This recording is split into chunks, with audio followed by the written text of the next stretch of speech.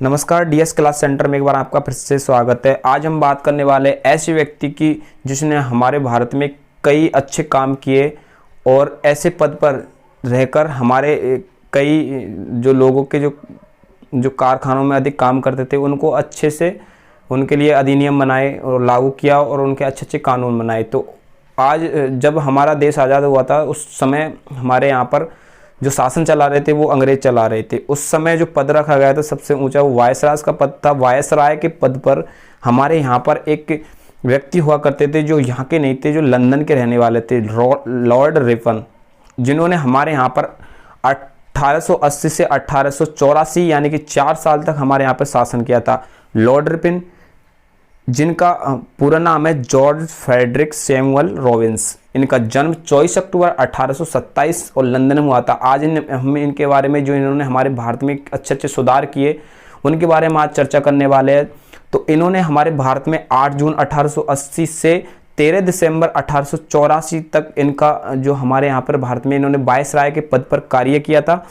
और इन्होंने कार्य करते न कहीं इन्होंने कार्य किया बल्कि इनके पद पे रहते हुए इन्होंने बहुत से हमारे जो ये थे उसमें बहुत से साथ सुधार किया।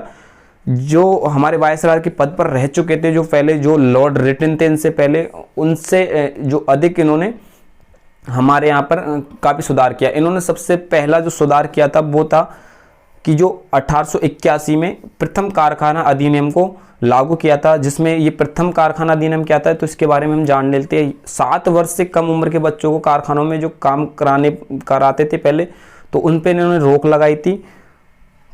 और ये अधिक जहाँ पर 100 व्यक्ति से ज़्यादा यदि काम करते हैं उसमें यदि 7 से 12 वर्ष तक के बच्चे यदि काम करते हैं तो उस जगह पर इन्होंने रोक लगाई थी कि इस जगह पर बच्चे काम नहीं करेंगे। और उस समय 1881 के टाइम पे हमारे यहाँ पर जो 7 से 12 वर्ष तक के बच्चे थे उन पे टाइम टेबल नहीं था, उनको कितना भी टाइम मतलब 8 से 9 घंटे नहीं जबकि 12 या 13 घंटे काम कराया जाता था। तो उनकी एक समय सीमा निश्चित की गई कि ये 7 से जो 12 वर्ष तक के बच्चे हैं उनको केवल 9 घंटे काम करा सकते हैं और जो भी ज़्यादा संख्या में वाले लोगों को साथ में काम नहीं किया जाएगा। और उनके लिए एक मंथ में 4 छुट्टियों की देने की व्यवस्था भी की गई थी। यह नियम ऐसी जगह पे लागू नहीं होता था जहाँ पर नील की खेती की जा रही हो या कॉफ़ी की खेती की जा रही हो या चाय की खेती की जा रही हो। तो और उसी समय इन्होंने प्रत्येक 10 वर्ष बाद में जो जनगणना कराने का जो प्रावधान है 1881 में इन्होंने समय ही 10 वर्ष के बाद में कराने का लागू किया गया था। जनगणना जो प्रत्येक 10 वर्ष के बाद में होती है। जो पहली जनगणना हुई थी 1881 में पूर्ण रूप से लॉर्ड रिपन के टाइम में हुई थी। इससे पहले भी हुई थी, जो लॉर्ड मेयो थे उनके कार्यकाल में हुई थी। लॉर्ड रिपन से पहले लॉर्ड रिटन यहाँ पे वायसराय थे और लॉर्ड रिटन से पहले जो वायसराय के पद पर रहे थे वो लॉर्ड मेयो थे। उनके कार्यकाल में ही चालू हो गए थे, लेकिन पूर्ण रूप से 10 वर्ष के बाद जनगणना का प्रावधान था वो 1881 में लॉर्ड रिपन के साथ में रखा गया था। इन्होंने एक समाचार पत्र अधिनियम को भी समाप्त कर दिया गया था, क्योंकि जो समाचार पत्र थे उसको हम उस टाइम में वर्नाक्युलर प्रेस एक्ट के नाम से भी जानने जाते हैं। वर्नाक्युलर प्रेस एक्ट जो 1887 में लॉर्ड रिटन के कार्यकाल में चालू किया गया था। जो इनसे पहले जो वायसराय थे उनके समय ये 1878 में लागू किया गया था, लेकिन इनके समय में जो समाचार पत्र वर्नाक्युलर एक्ट प्रेस एक्ट था इसको हटा दिया गया था, क्योंकि उस समय जो पत्रिकाएं छपती थी, सोम प्रकाशन, आनंद मठ, भारत मिहिर, अमृत बजाज पत्रिका जैसी पत्रिकाएं जो पत्रिका थी, जो समाचार पत्र निकलते थे, उनमें क्या है कि जो जनता को भड़काने वाली खबर थी वो ज़्यादा छपती थी। इस वजह से उन्होंने जो लॉर्ड रिपन थे वायसराय लॉर्ड रिपन, उन्होंने इस समाचार पत्र जो वर्नाक्युलर एक्ट प्रेस एक्ट था इसको प्रतिबंधित कर दिया था। इन्होंने सिविल सेवाओं में जो लॉर्ड रिटन के समय 21 वर्ष आयु थी उसको 19 वर्ष में किया था।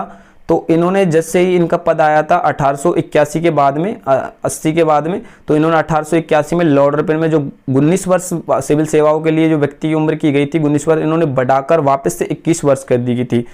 और सबसे महत्वपूर्ण बात तो ये थी कि इन्होंने स्थानीय स्वशासन की शुरुआत की थी मई 1882 में। 81 में तो इन्होंने क्या किया था, जो प्रथम कारखाना अधिनियम था उसको समाप्त किया था, और जैसे ही मई 1882 में स्थानीय स्वशासन की व्यवस्था भी की थी। इन्होंने गांवों के लिए वार्ड बनाए, नगर पालिका को गठन किया था शहरों में, इसलिए इनको स्थानीय स्वशासन का जन्मदाता या जनक भी कहा जाता है। इन्होंने शैक्षणिक सुधारों में भी बहुत अपने विचार प्रकट किए और जो शिक्षा के सुधारों के लिए बहुत अच्छे अच्छे काम किए। इन्होंने शैक्षणिक सुधारों के लिए आयोग गठन भी किया था और उस आयोग गठन किया था वो 1858 में किया था। विलियम हंटर की अध्यक्षता में ये शैक्षणिक सुधारों का आयोग गठन किया गया था और लॉर्ड रिपन के कार्यकाल में इल्बर्ट विधेयक प्रस्तुत भी किया गया था फरवरी 1883 में। इल्बर्ट विधेयक क्या था इसके बारे में हम जान लेते हैं। जो अंग्रेजों ने इसका विरोध किया था, तो उस समय क्या होता था कि जो व्यक्ति जो हमारे जो न्यायाधीश हुआ करते थे वो ऐसा था कि जो न्यायाधीश है वो अपना यानी कि जो भारतीयों का ही ओनली केस लड़ सकते हैं, न कि अंग्रेजों का केस लड़ने का अधिकार सिर्फ अंग्रेज के जो जज थे, अंग्रेजों के जो न्यायाधीश थे उनको ही थे, उन्हीं को लड़ सकते थे। इस वजह से इन्होंने लॉर्ड रिपन ने ये कहा कि जो भारत के जो जज है, न्यायाधीश है, वो किसी का भी केस लड़ सकते हैं। तो ये एक इल्बर्ट विधेयक प्रस्तुत किया गया था, लेकिन इसका अंग्रेजों ने बढ़ चढ़कर विरोध किया था। और जो भी हमारे यहाँ पे जो भी विरोध के प्रकट में जो अंग्रेजों ने जो भी आगे बढ़कर इनको रोकने का कोशिश किया है उसको हमने श्वेत के नाम से जाना जाता है, क्योंकि यहाँ अंग्रेज लोग करते थे, इस वजह से यहाँ श्वेत विद्रोह इनको कहा जाता है। तो इल्बर्ट विधेयक को हम श्वेत विद्रोह के नाम से भी जानते हैं।